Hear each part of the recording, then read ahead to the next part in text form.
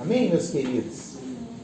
Que bom estarmos juntos aqui mais uma vez, mais uma quinta-feira, a qual nós nos encontramos aqui para aprender um pouco mais do Senhor, que nessa noite Ele possa mais uma vez falar conosco, né?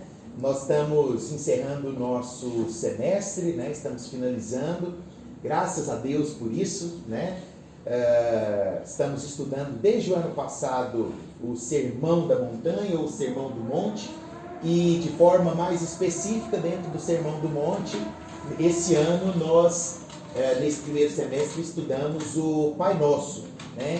E eu tenho certeza que Deus falou conosco, né? Nos ensinou a orar, e é algo que constantemente nós precisamos aprender, né? Orar é um privilégio, né? João Calvino já disse, né, que orar é uma honra a qual nós devemos à divindade de Deus, né? É uma honra nos colocarmos diante da presença do Rei, né? E através daquilo que nós estudamos ao longo desses meses, nós possamos colocar isso em prática, né? Que nós possamos exercitar. Amém? Prometo finalizar de forma breve e objetiva, né? Para não atrapalhar as expectativas que temos para hoje, né? Bom, se você pode, abra sua Bíblia aí em Mateus capítulo 6, né? Nós vamos finalizar então a oração do Pai Nosso na nossa série do Sermão do Monte. Essa é a nossa 40ª exposição, né? E aí dentro dessa 4ª temporada que é o Pai Nosso, é a nossa 15ª exposição. 40 exposições, hein, Caio? 40 vezes. 40 semanas nós nos sentamos aqui juntos, hein? Que privilégio, né? Eu vou fazer a leitura da oração por completo, né? Para que a gente possa pegar o contexto, tá bom? Mateus capítulo 6, a partir do verso 9, diz assim: Portanto, orem da seguinte forma: Pai nosso que está no céu, santificado seja o teu nome. Venha o teu reino, seja feita a tua vontade, assim na terra como no céu. Dá-nos hoje o pão para este dia, e perdoa as nossas dívidas, assim como perdoamos os nossos devedores. E não nos deixes cair em tentação, mas livra-nos do mal. Pois teu é o reino, o poder e a glória para sempre. Amém.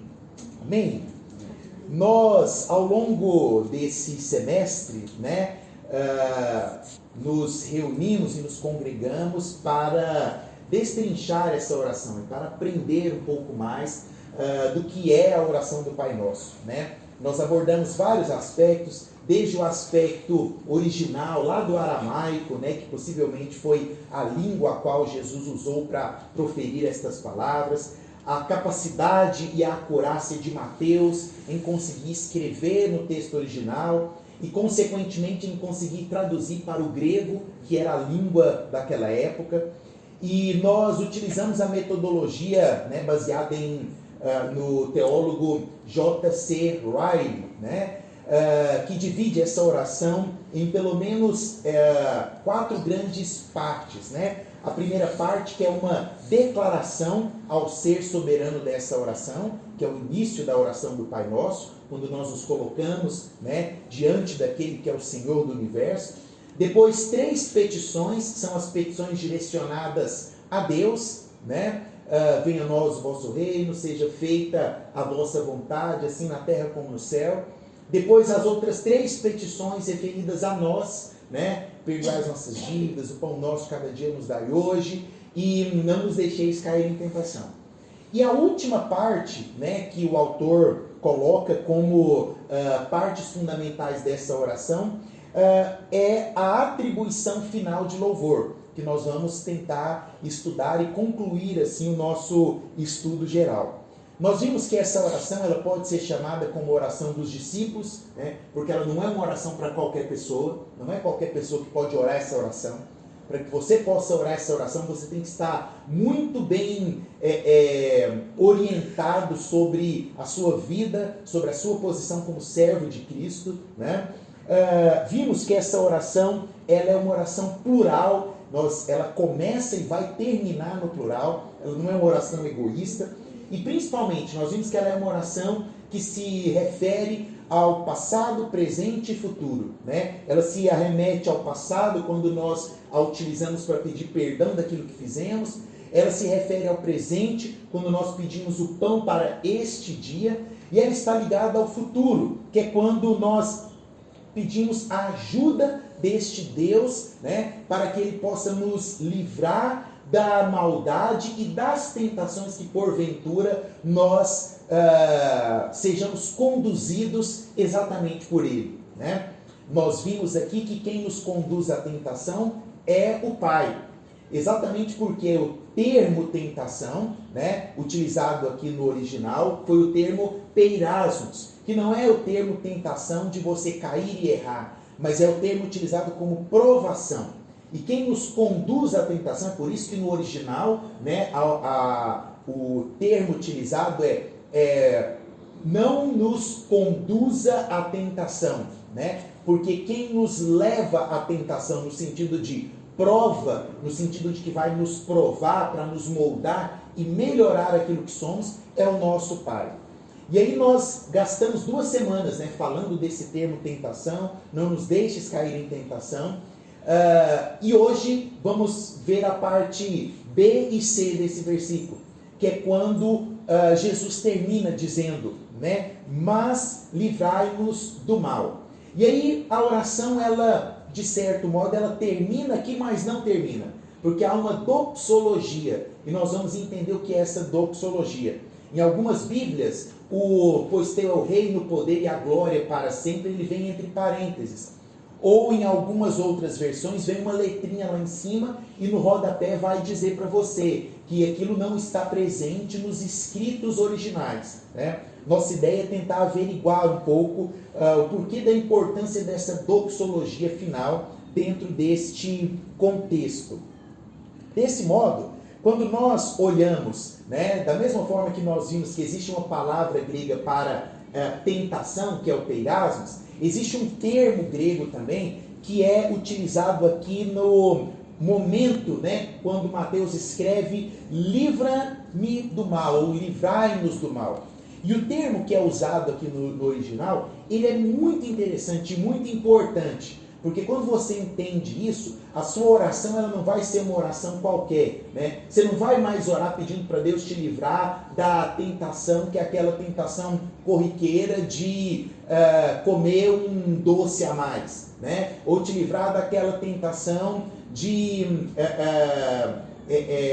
falar um palavrão lá para o seu amigo, para o seu colega de trabalho. Não. Essa tentação aqui é a tentação a qual nós estamos sendo provados, lapidados por Deus. E se porventura esse Deus nos leva a essa tentação, é exatamente dele que vem o escape. É ele quem nos livra do mal. E esse mal não é um mal qualquer. Por quê? Porque o diabo, nosso inimigo, sabendo que nós seremos provados e tentados, ele fica ao nosso derredor para saber como é que nós nos sairemos ao longo dessa provação, ao longo dessa tentação, assim como ele estava lá no deserto. Você lembra que nós estudamos aqui que quem conduz Jesus ao deserto é o quê? É o Espírito de Deus.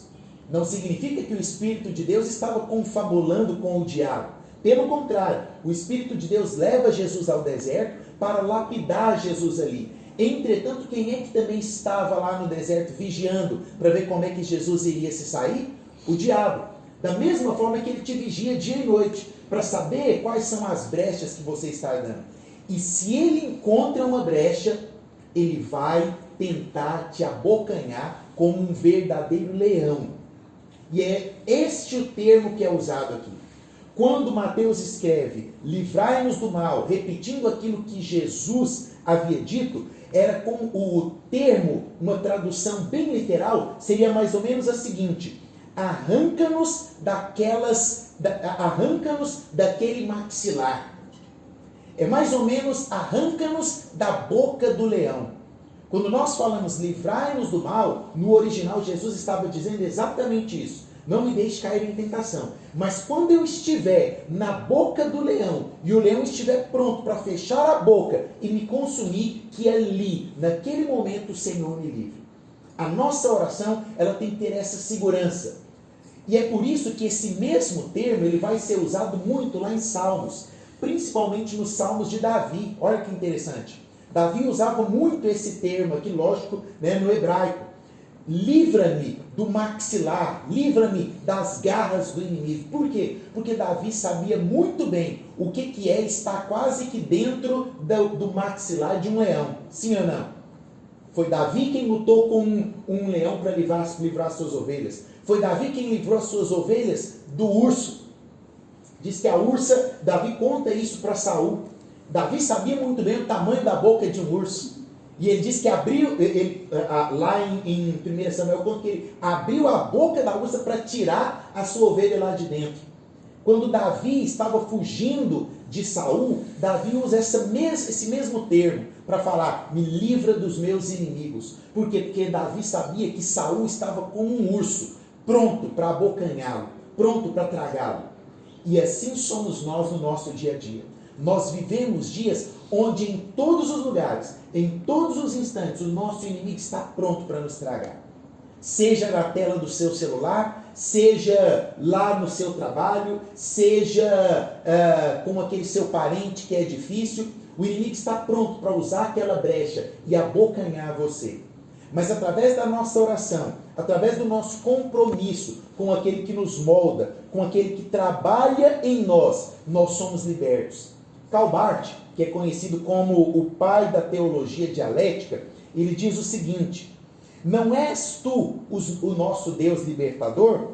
Somente um é capaz de libertar de maneira decisiva. Triunfaste sobre as trevas na ressurreição de teu Filho, e assim nos abraçaste e nos livraste da mandíbula da morte. Esse é o Deus que nós confiamos. A sua vida pode estar um caos, sua vida pode estar tudo bagunçado, tudo revirado. Você pode dizer, eu estou no fundo do poço, está tudo escuro, eu não estou conseguindo mais enxergar a saída. Que ali, diante das garras do inimigo, pronto, debaixo da mandíbula do leão, o Senhor pode estender a mão e te tirar dali. Ele tem esse poder. E nós cremos nisso. Nós cremos que Ele é quem nos livra das tentações, não é pela nossa própria força. E é exatamente por isso que nós oramos. Nós oramos porque nós somos fracos, necessitados. Nós oramos porque são muitas as tentações que nos rodeiam. Na semana passada nós vimos pelo menos 5 tipos de tentações, né? As tentações de fora, as tentações de dentro, as tentações daqueles que nos amam, as tentações da nossa imagem, as tentações da nossa própria fortaleza. E aí vem a pergunta, né? Como é que nós conseguimos nos abster dessas tentações? E o que é que Deus usa para nos livrar dessas tentações que toda hora estão nas nossas mentes, que toda hora passam ao nosso derredor? Eu separei pelo menos 3 aspectos aqui, onde Deus usa e opera para nos dar autoridade e autonomia para fugirmos dessas tentações e dessa mandíbula, né, que está pronta para nos tragar. A primeira delas, né, nós fugimos do pecado, nós conseguimos vencer a provação, nós conseguimos vencer a tentação, quando nós temos respeito por nós mesmos. Você precisa se respeitar. Neemias, quando ele está reconstruindo os muros, né? A cidade estava toda devastada, então Neemias reúne ali o exército e o povo para fazer a reconstrução dos muros.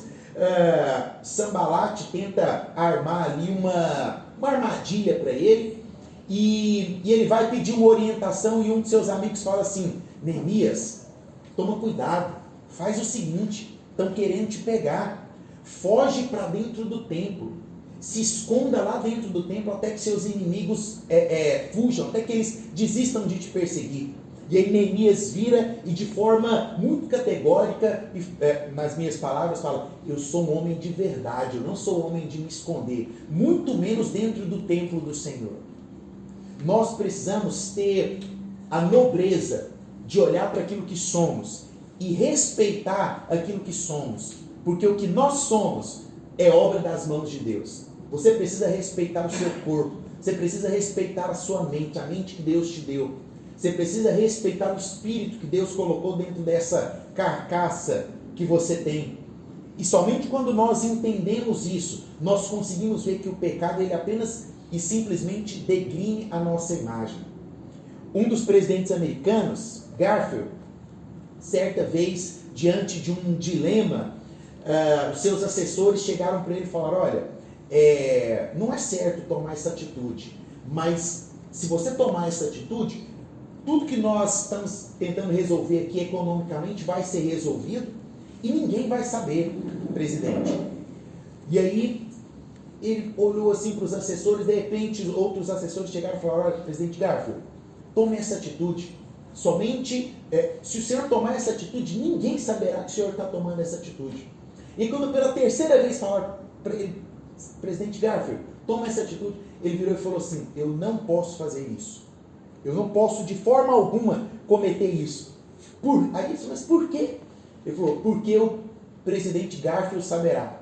Aí eles olharam assim: como assim? Ele virou e falou assim: e sou eu quem dorme com ele todas as noites. É você quem dorme com a sua consciência todas as noites. Aquilo que você faz, aquilo que você às vezes comete e que você pensa: tá tranquilo, só eu sei. É aí que está o grande problema. O grande problema é que você sabe que você errou. E é isso que nos afasta da gloriosa presença de Deus. O Senhor te fez e te deu capacidade para suportar as tentações. O Senhor te fez e te deu capacidade para honrar esse corpo nobre que Ele te deu. Então, em primeiro lugar, respeite você mesmo. Segundo, aquilo que nós temos que utilizar para conseguir vencer e conseguir romper esse limite de queda, né? E de toda vez cair no mesmo erro, cair no mesmo pecado, é a tradição. Existe uma frase que diz que a tradição ela é a fé viva daqueles que já estão mortos. Isso significa religião. Nós temos uma religião. E os princípios e preceitos que nós seguimos na nossa religião foram estabelecidos, não foi por qualquer um, não. Foi qualquer homem que passou aqui nessa terra e falou assim: estou a fim de criar uma nova igreja aqui. Não, não foi.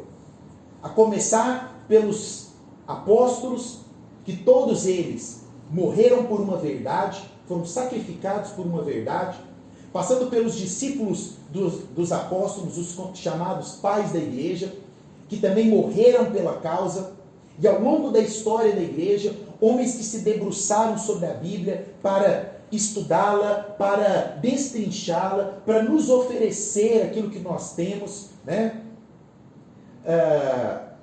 Você acha que hoje é difícil estudar a Bíblia? Mas nunca. A coisa mais fácil que tem hoje é estudar a Bíblia. Você encontra comentário de qualquer jeito que você quiser. Mas não quero gastar meu dinheiro. Existe um negócio chamado Google. Qualquer coisa que você coloca lá, você vai conseguir encontrar. Não sugiro que você procure muito lá, porque tem umas besteiras lá que de vez em quando você encontra, né? Hoje você tem Bíblias com comentários e comentários, né? Hoje você tem estudos, você tem aplicativo que te ajuda a estudar a Bíblia. Por quê? Porque através de homens como São Tomás de Aquino, como Santo Agostinho, que se debruçaram, que tiveram uma vida extensa para entender, para mostrar que nada está aqui por acaso, que existem conexões, links, hiperlinks. Olha o que é a Bíblia. Você já parou para pensar o que é a Bíblia? A Bíblia é um livro que foi escrito ao longo de 1500 anos, por mais de 40 pessoas diferentes, e em instante algum se contradiz. Encontre uma contradição na Bíblia e me mostre, e eu largo a minha fé. Não existe contradição na Bíblia. Tudo que está na Bíblia está conectado, está entrelaçado. Como que pode existir um livro assim? É porque esse livro é santo. E homens santos estudaram, debruçaram sobre isso. Homens santos deram a sua vida para que quando a igreja estava entrando num caminho sem volta, ela pudesse rever os seus conceitos. E assim protestaram contra aquela direção que a igreja estava tomando e ofereceram a sua própria vida. John Hus, Lutero, Calvino e tantos outros que se entregaram por amor a essa escritura. Hoje nós estamos aqui porque estes homens fizeram parte da construção da nossa religião, da nossa tradição. E você aí, caindo nesse pecado medíocre todos os dias, honre a tradição a qual você faz parte. Tome muito cuidado quando você levantar a voz para dizer que você é cristão, porque homens valorosos pavimentaram a rua pela qual você hoje está caminhando. E essa é a melhor de todas as estratégias que nós temos para vencer a tentação, para vencer o pecado. Lembrar daquilo que esses homens fizeram pelo cristianismo, lembrar daquilo que esses homens fizeram para que nós pudéssemos estar hoje aqui. Em terceiro, nós conseguimos vencer as provações, as tentações, e conseguimos sair de dentro da mandíbula do inimigo quando nós defendemos aqueles que amam, aqueles que amamos e aqueles que nos amam. Tem uma parábola contada pela historiadora Laura Richards. Ela conta que certa vez um homem muito pobre estava na porta da sua casa, vendo as pessoas passarem. Desempregado, preocupado, pensando na situação de como que ele ia cuidar e prover o alimento no dia seguinte para a sua família. E ali na porta da casa, de repente passa um homem e olha para ele, vira e fala: você é a pessoa certa que eu estou procurando. Ele olha e fala assim: por quê? Eu estou procurando alguém para fazer algo que ninguém pode. Aí ele falou: se ninguém pode é porque isso é algo que foge às regras de uma boa vida. Ele falou: exatamente, mas isso pode mudar a sua história, te tirando dessa pobreza, calçando os seus pés com um sapato e tirando seu pé descalço do chão, te dando comida que você não tem, te dando nobreza, no sentido de financeiro da palavra, te dando status. Eu preciso de você, venha comigo e eu vou mudar a sua história. Venha comigo e tome apenas uma atitude, que seja ela corrupta, mas você nunca mais passará necessidade na sua vida. E quando aquele homem termina de falar, a esposa deste pobre homem que estava na porta ouvindo aquela proposta indecente, sai com seu bebê nos braços, pedindo para que ele segurasse a criança para que ela pudesse colher as roupas no varal. E de repente ele olha para os olhos daquele bebê que ainda não falava, e ele ouve o olhar daquela criança dizendo: sou carne de sua carne, meu pai, alma de sua alma. Aonde me guiar, eu irei e o seguirei. Conduza-me, portanto, pela tua mão, pai, e os meus pés irão atrás dos seus. O nosso pecado tem o poder de transformar em pedaços o coração daqueles que amamos, daqueles que nós amamos. Então tome muito cuidado com suas decisões, porque o seu pecado pode destruir o coração de quem você ama e daqueles que te amam. E essa talvez seja a maior e melhor das estratégias para que você fuja todos os dias do pecado. Saber que uma atitude sua de pecado pode acabar com o amor que existe das pessoas que estão ao seu redor. O mundo hoje olha para o que eu acabei de dizer aqui e entende como um pragmatismo religioso. O mundo hoje olha para o jogador que traiu a esposa grávida e que fez um texto medíocre, nojento, como a legenda de uma foto, e vai comentar na foto, elogiando a atitude de um sem vergonha. E não apague isso aqui do YouTube não, tá bom? Você pode deixar, você pode deixar.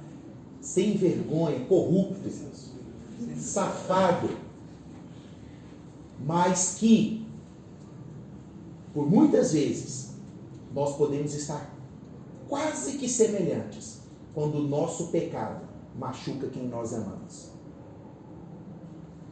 Cuidado para não machucar o coração das pessoas que te amam. Quando nós olhamos para isso e vemos que essa oração tem como último trecho: não me induzas à tentação, mas livra-me do mal. É como se a oração não pudesse terminar aí.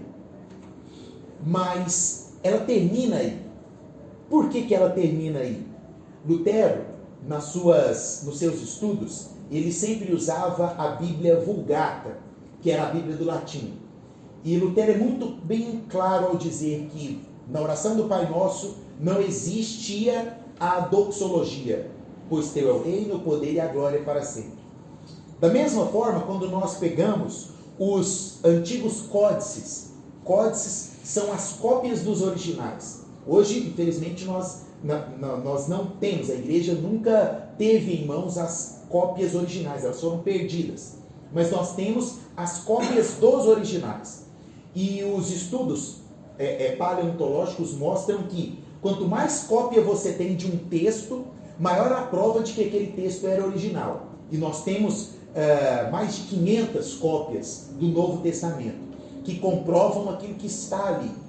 E em todas essas cópias, quando nós olhamos, não se encontra essa doxologia final. E aí você pergunta, por que será que nós oramos essa parte? E por que as Bíblias trazem então essa última parte dizendo, pois teu é o reino, o poder e a glória para sempre? Existe talvez o mais antigo catecismo da igreja, que é o Didaquê. E no Didaquê, num dos seus capítulos, menciona-se a forma a qual a igreja primitiva encerrava os seus cultos. E como que a igreja primitiva encerrava os seus cultos? Orando o Pai Nosso. E ao final do Pai Nosso, orava-se aquilo que está baseado em 1 Crônicas, capítulo 29, versículo 11. Que se você se lembrar, diz, pois teu é o reino, o poder, a glória, o domínio, a majestade, é a oração de Davi. E aquela oração ali, ela foi como base para a igreja primitiva. Então a igreja primitiva sempre fazia dessa forma. Terminava a oração do Pai Nosso, e não nos deixeis cair em tentação, mas livrai-nos do mal. Aí, oremos a doxologia, pois teu é o reino, poder e a glória para sempre. E isso, como uma tradição, foi sendo passado de igreja para igreja, de discípulo para discípulo, de comunidade para comunidade, até o ponto em que esse texto passou a fazer parte dos ensinos sagrados.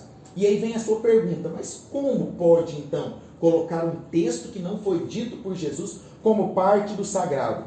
Porque esse texto, em teoria, ele faz parte da Bíblia, ele está lá em Crônicas, como nós lemos. E segundo, porque ele faz uma ligação e fecha todo o modelo de súplica, que é o modelo da oração. Nós suplicamos a um Deus que é majestoso, suplicamos para esse Deus, suplicamos por este Deus, e por último, honramos esse Deus com o nosso louvor. Então é exatamente por isso que nós terminamos dizendo, pois teu é o reino. Por quê? Porque na oração do Pai Nosso, nós oramos pelo reino, a majestade divina. Lembra quando nós começamos? Pai Nosso que estás nos céus, que excede todo entendimento, sua majestade é tamanha, teu reino não é deste mundo, teu é o reino, todos os poderes se curvam, todos os reinos deste mundo se curvam diante de ti.